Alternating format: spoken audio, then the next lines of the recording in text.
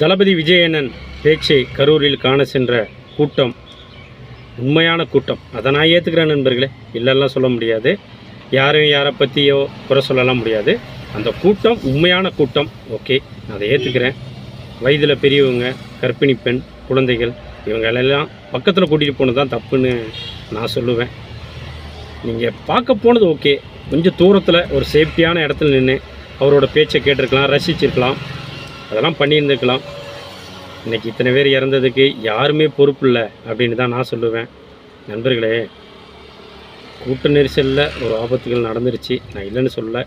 மேற்கொண்டு இன்னும் வர்ற கூட்டங்கள்லேயோ இல்லை அரசியல் மாநாடுகள்லையோ இது நடக்கக்கூடாதுன்னு நான் நினைக்கிறேன். நீங்களும் மக்களும் அதுக்கு ஒத்துழைப்பு கொடுங்க.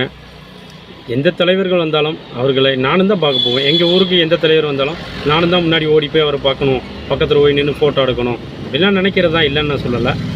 அதை நம்ம சேஃப்டியான இடத்துல நின்று இருந்துக்கோங்க. அந்த கூட்டத்தில் நல்லா தெம்புள்ள ஒரு ஆணை அந்த கூட்டத்திலேருந்து வெளியே வரணும்னா வர முடியாது, அவ்வளோ கூட்டம் இருந்தாலும். மக்கள் சேஃபாக இருங்க, சேஃப்டியாக இருங்க. நன்றி.